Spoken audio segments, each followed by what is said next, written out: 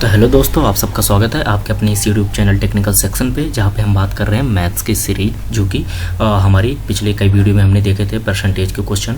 हमने इसके बाद देखे CI SI के क्वेश्चन, उसके इंस्टॉलमेंट के क्वेश्चन। आज हम बात करेंगे LCM और HCF से जो रिलेटेड क्वेश्चन है, जो कि हमें हर एक एग्जाम में NTPC जैसे एग्जाम में एक क्वेश्चन आपको देखने को जरूर मिलेगा कि HCF और LCM का कैसा क्वेश्चन आता है। तो पहले हम इसके बारे में आज हम बात करेंगे। और अब क्वेश्चन को सॉल्व करने से पहले मैं आपको फिर से कहना चाहूँगा, जो भी हमारे इस चैनल पर अभी नया जुड़ा हुआ, प्लीज़ आप इस चैनल को जरूर सब्सक्राइब कर लीजिएगा, बेल आइकन को भी प्रेस कर लीजिएगा, ताकि आपको न्यू अपडेट तुरंत ही मिल जाए जैसे मेरा वीडियो अपलोड होता है। आप इसको यदि पसंद आता है तो आप इसको लाइक ज़रूर करिएगा और अपने दोस्तों में शेयर करिएगा। तो चलिए हम चलते हैं अपने क्वेश्चन की तरफ। अच्छा, ये क्वेश्चन सॉल्व करने से पहले मैं आपको एक दो कॉन्सेप्ट या दो फॉर्मूले बता दूं। वो क्या है वो आप देखो। जब भी हमारे पास LCM और HCF के ऐसे क्वेश्चन आए कि पहला केस नंबर फर्स्ट क्या है हमारा, यदि बोलता है कि हमारे पास दो कोई भी वैल्यू है, ठीक है, A और B है। इसमें से हमें A वैल्यू को दे देता है, हमें फाइंड आउट करने को बोलता है कि B की वैल्यू क्या होगी, या एक वैल्यू दी हुई है तो दूसरी वैल्यू हमारी क्या होगी, ठीक है। और यहाँ पे आपको क्वेश्चन में गिवन होगा LCM, ठीक है, और आपको HCF। ये दो चीज़ें आपको क्वेश्चन पे गिवन होंगी, ठीक है। तब आपको क्वेश्चन को कैसे सॉल्व करना है, तो आपके लिए एक फॉर्मूला या एक कॉन्सेप्ट जो भी बोलो आपको ये याद रखना है। वो ये होता है कि यदि दो वैल्यू दी हैं तो इनका मल्टीप्लिकेशन, इनका आपस में मल्टीप्लाई किसके इक्वल होगा, जो भी हमारी इन दो संख्याओं का LCM दिया होगा, ठीक है, मल्टीप्लाई इन दोनों का HCF, ठीक है। ये आपको याद रखना है। इससे आपको 100% एक क्वेश्चन NTPC या RRB का कोई भी एग्जाम होता है, RRC ग्रुप D, ठीक है, अभी CIL करंट में जो एग्जाम हुआ था उसमें भी ऐसे एक क्वेश्चन देखने को मिला था। तो आपको एक LCM HCF का ऐसा क्वेश्चन देखने को जरूर मिलेगा। 100% आपके एक नंबर का क्वेश्चन है ये। इसके बाद आपको दूसरा केस आपको मिलेगा। दूसरा केस जो है वो क्या है, देखो दूसरे केस में क्या होगा, हमारे पास रेशियो गिवन होगा, यानी कि जैसे A रेशियो B की वैल्यू दी होगी, ठीक है। ये रेशियो आपको क्वेश्चन पे दिया होगा, यहाँ पे आपको दे देगा LCM, ठीक है, और दूसरा HCF दे देगा, ठीक है। HCF दे भी सकता है, नहीं भी दे सकता है, ठीक है। और यदि दे देता है तो ठीक है, इसके लिए क्या फॉर्मूला रहेगा वो आपको देखना है। तो इसके लिए जो हमें फॉर्मूला याद रखना है, तो ये रेशियो का मल्टीप्लिकेशन, ठीक है, ये याद रखना है, रेशियो का मल्टीप्लिकेशन, जो भी रेशियो दिया हुआ है इक्वल टू आपको क्या करना है यहाँ पे, सॉरी, LCM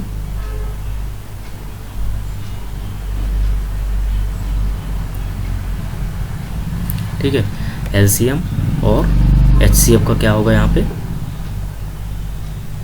रेशियो हो जाएगा, ठीक है। तो यहाँ पे जो भी रेशियो होगा तो A cross B equal to LCM divide by HCF, ठीक है। ये दो फॉर्मूले आपके लिए बहुत ही इंपॉर्टेंट है, इनको याद रखना है। तो जो भी HCF LCM के क्वेश्चन है वो आपको बहुत ईजी तरीके से सॉल्व हो जाएंगे। बट अगर आपको ये नहीं पता है तो आप सॉल्व नहीं कर पाओगे क्वेश्चन को, ठीक है। अब हम आते हैं अपने पहले क्वेश्चन की तरफ कि हमारा पहला क्वेश्चन क्या बोल रहा था। हमारा पहला क्वेश्चन बोल रहा था दो संख्याओं के महत्तम समापवर्तक, यानी कि हमारा HCF दिया हुआ है, ठीक है, तथा लघुत्तम समापवर्तक LCM कितना है, महत्तम समापवर्तक हमें दिया हुआ है 8, और जो हमारा लघुत्तम समापवर्तक है वो है 48। यदि इनमें से एक संख्या, कोई भी एक संख्या है, कितनी दी हुई है 24, तो दूसरी संख्या क्या होगी। देखो हमने मान लिया कि हमारे पास एक संख्या है A, हमने मान लिया हमारे पास क्या गिवन है, A गिवन है, वो कितना है 24, ठीक है। हमें दूसरी संख्या निकालना है, यानी हमने मान लिया हमें क्या निकालना है, B निकालना है, ठीक है। फिर हमारे पास LCM दिया हुआ है, वो कितना है वो देख लेते हैं। तो LCM हमारे पास कितना दिया हुआ है 48, ठीक है, 48 है। फिर इसके बाद आपको HCF दिया हुआ है, HCF कितना दिया हुआ है ये आप देख लो। तो आपको HCF दिया हुआ है 8, ठीक है। अब आपको यदि वैल्यू पे दी हुई है, ठीक है, रेशियो नहीं, यदि हमारे पास वैल्यू है, LCM है, HCF है, तो अभी मैंने बताया कि कौन सा फॉर्मूला यहाँ पे यूज हो जाएगा। तो यहाँ पे हम यूज करेंगे A क्रॉस B, ठीक है, इक्वल टू LCM, जो भी इन दो वैल्यू का LCM है, ठीक है, और मल्टीप्लाई HCF, ठीक है। तो आपको ये दो फॉर्मूले याद रखने पड़ेंगे। अब देखो इसमें ए की वैल्यू हमारे पास कितनी दी हुई है, हमने मान लिया ए की वैल्यू है 24 दी हुई है, ठीक है। क्रॉस हमें बी की वैल्यू निकालना है तो हमने बी को ज्यों का त्यों लिख दिया, ठीक है। यहाँ पे हमारे पास एलसीएम कितना दिया हुआ है, तो हमारे पास एलसीएम है 48 मल्टीप्लाई एचसीएफ कितना दिया हुआ 8। अब आप देखो इसको कैंसिल आउट कर सकते हो, तो 24 से यदि आप इसको कैंसिल आउट करते हो तो 2 बार में कैंसिल आउट होगा, 24 दूनी 48, यानी आपके पास यहाँ बी की वैल्यू कितनी आ जाएगी, तो आपको साफ साफ दिख रहा है 2 गुणे 8, यानी कि बी की वैल्यू आ जाएगी 16। बस आपको जो पूछा गया था कि दूसरी संख्या क्या है, तो आपकी दूसरी संख्या क्या होगी, 16 हो जाएगी, ठीक है। तो आप ऐसे क्वेश्चन को इस तरीके से सॉल्व कर सकते हो। हम चलते हैं अपने नेक्स्ट क्वेश्चन की तरफ। हमारा नेक्स्ट क्वेश्चन क्या बोल रहा है, दो संख्याओं के महत्तम समापवर्तक, वैसे ही सेम क्वेश्चन है। महत्तम समापवर्तक यानी कि हमारे पास एचसीएफ दिया हुआ है और एलसीएम दिया हुआ है, लघुत्तम समापवर्तक क्रम से 11 और 7700 दिया हुआ है, ठीक है। यदि इनमें से एक संख्या 275 है तो दूसरी संख्या क्या होगी, ठीक है। वैसे ही क्वेश्चन है, तो हमें पता है कि हमें क्या करना है, हमें कौन सा फॉर्मूला यूज करना है यहाँ पे, तो ए क्रॉस बी, ठीक है, इक्वल टू, ये आपको याद होना चाहिए, हो जाना चाहिए, ठीक है, एलसीएम इंटू HCF, ठीक है। ए क्रॉस बी, ए का हमने मान लिया कि ए की वैल्यू दी है, हमें कोई भी एक संख्या जरूर नहीं है कि आप ए मानो, बी को भी मान सकते हो, ठीक है। 275 ये हमने लिख दिया बी। हमारे पास एलसीएम कितना दिया हुआ है, तो हमारे पास एलसीएम दिया हुआ है 7700,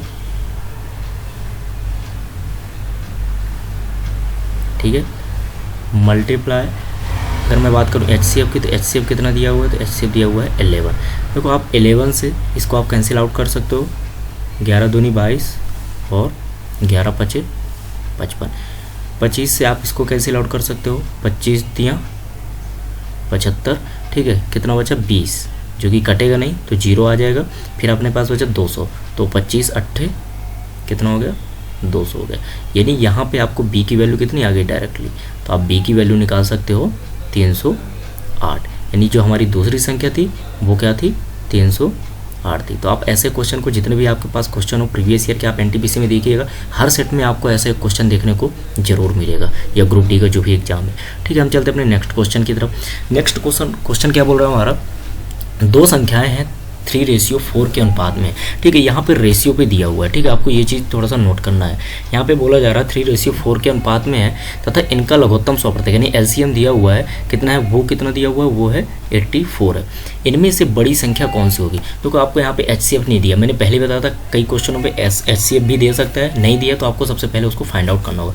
देखो इसके लिए अगर रेशियो होता है तो हमारे पास फार्मूला क्या होता है वो हमने देखा था। तो यहाँ पे क्या होगा, रेशियो का मल्टीप्लाई, ठीक है, रेशियो का मल्टीप्लाई इक्वल टू एलसीएम और डिवाइड बाय HCF, ठीक है।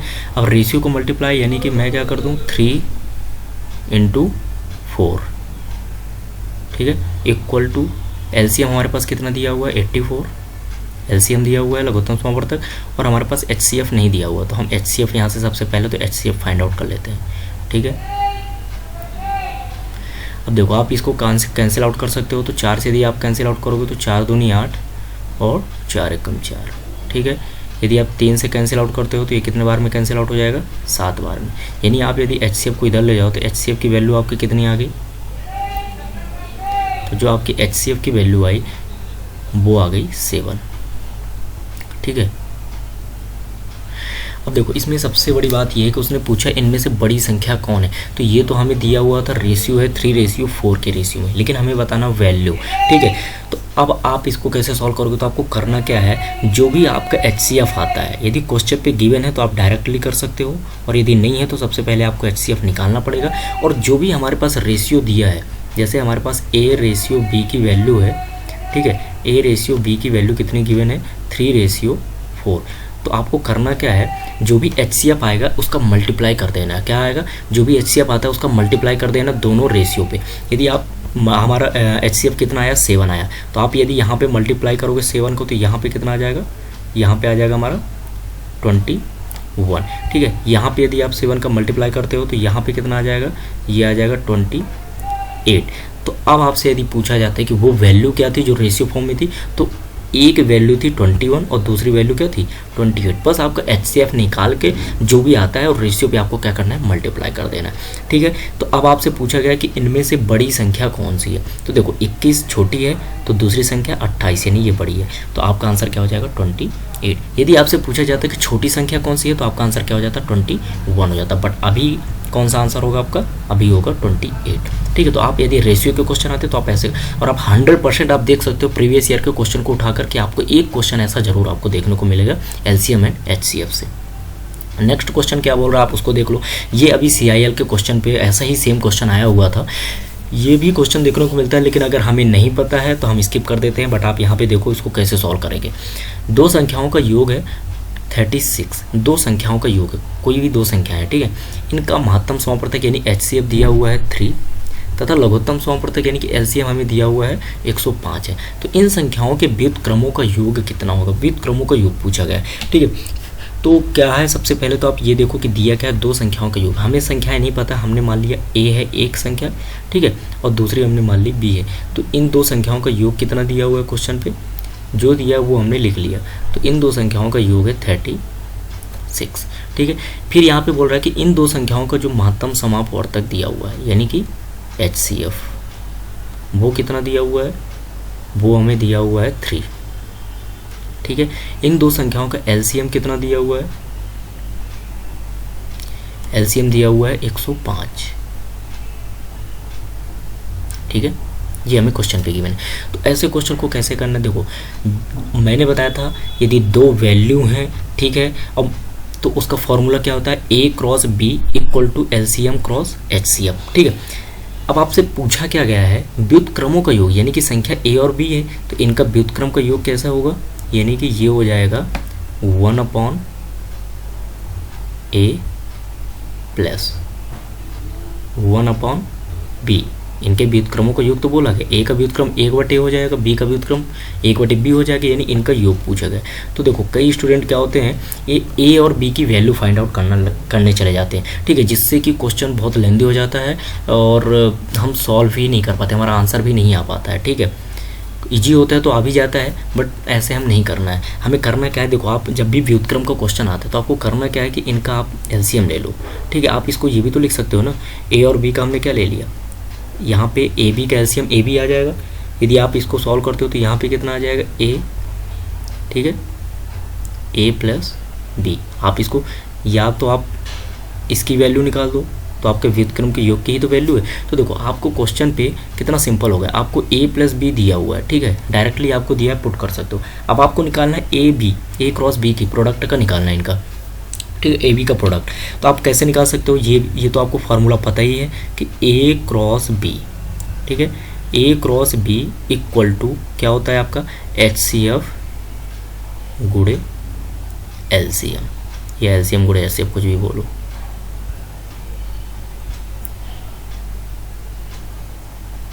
ठीक है। अब AB की यहाँ से आपको वैल्यू निकल सकती है, क्योंकि हमें यहाँ पे कोई एक वैल्यू पता नहीं है, तो आपको AB की वैल्यू निकालना है, ठीक है। यहाँ से आपको AB की वैल्यू निकल जाएगी, क्योंकि आपको HCF भी दिया हुआ है, ठीक है, और आपके पास LCM भी है, तो आराम से आप AB की वैल्यू निकाल सकते हो।